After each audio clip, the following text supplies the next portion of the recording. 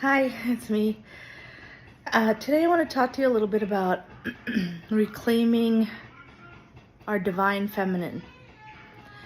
All of us have masculine and feminine energies. It doesn't matter what our gender is. And I have been, for the last, I don't know, at least a decade, maybe more, been primarily operating out of my masculine energy. Goal setting, doing, accomplishing, achievements, external validation through courses, certifications, education, you name it. And this world, this society, as it's been constructed, heavily rewards that. I was able to climb up corporate ladder, have just a lot of different opportunities open up, a lot of external validation. Oh, you're a lawyer. Oh, how wonderful. Oh, you're certified as a coach. Oh, that makes a difference. All of these different external accolades. And then in my last marriage to my last marriage to a woman, I very much stepped into, like, even more so, my masculine energy. I was the financial provider. I was the one that had to really set the direction and the tone and lead, and in a very I guess traditional way, right? I know I'm speaking in generalities, but what I didn't realize until recently is how much I was suffocating, burying the feminine within, and how much she needed space. And I'm just starting to learn how to create that space, how to operate in a way that allows my feminine attributes, my intuition, my creativity, my authenticity, my empathy and compassion to lead. In the past, I allowed them to the extent that it was acceptable by society. Like, oh yes, I'm a woman, and so appropriate to be nurturing and caring. But there's so much more to the feminine energy. It is powerful. I mean, think about it. It is the space that allows for creation to happen. That sacred space. Now, I'm not denigrating the masculine. I think both are important. I do think, however, that our society has been too imbalanced, and what it is expected of people is too imbalanced. Like, why is it that we're supposed to have profits every single quarter? That doesn't coincide with the rhythms of life. That's not realistic.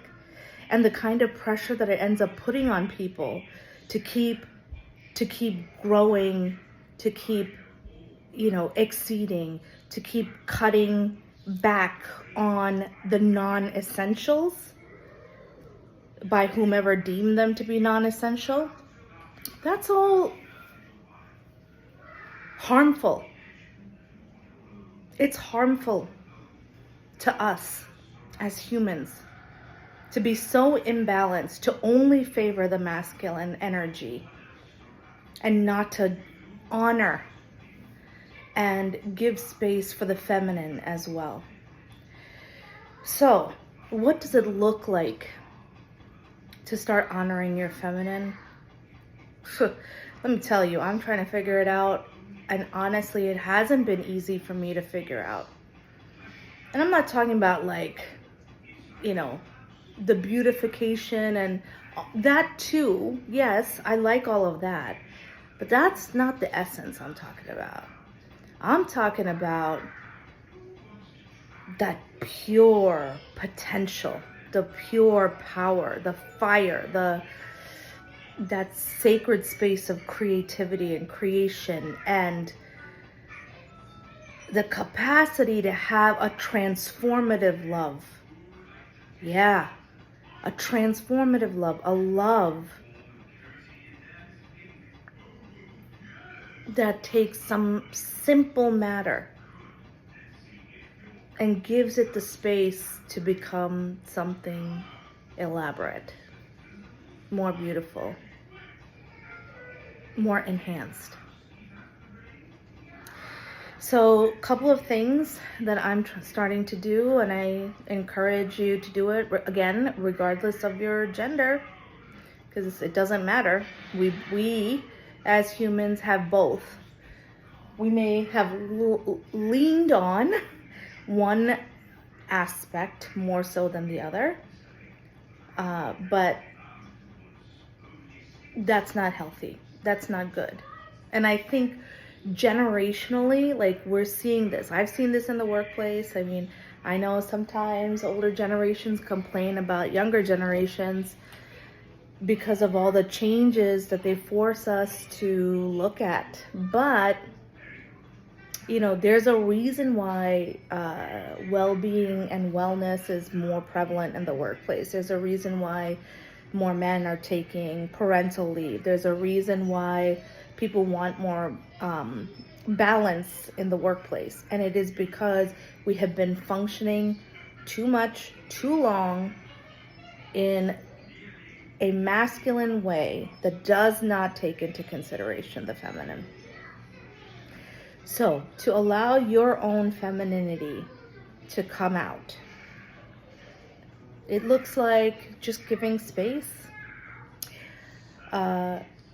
giving yourself the gift of boundaries so that there's actually time and energy in your life for play, for nurturing, meaning nurturing of yourself, however that looks.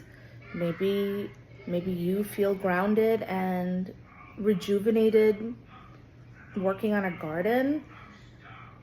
Maybe it's just giving yourself permission to rest and sleep.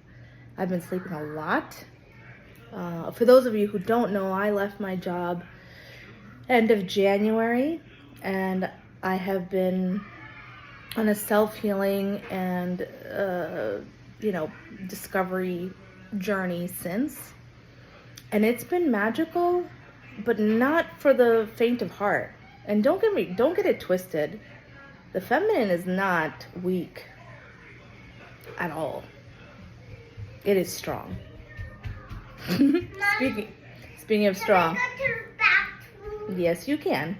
All right. So, give yourself some time. Okay. Bye.